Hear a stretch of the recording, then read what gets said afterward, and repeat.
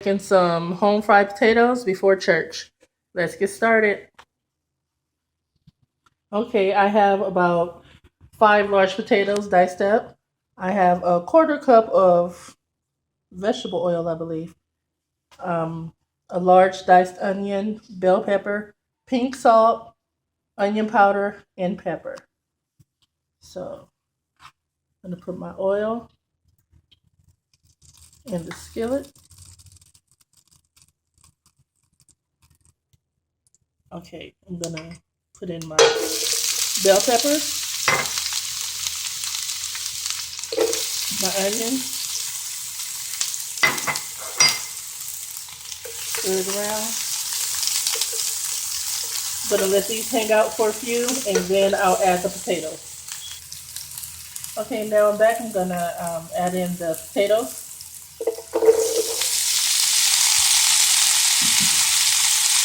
All right, I already grounded up my salt and pepper and onion powder.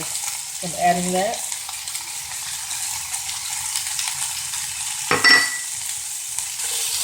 Stir it all around.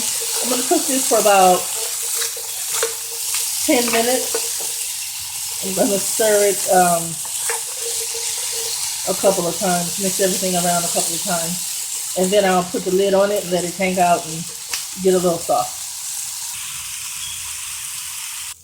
Okay guys, I've been cooking these on medium-high heat for about 10 minutes, a little more, and now I'm gonna cover for 10 more minutes. Drop the heat to just medium or medium-low, and do 10 minutes, let them get soft, and then you have breakfast.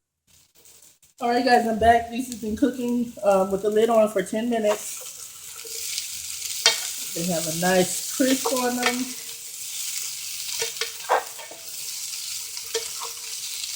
They're nice and soft.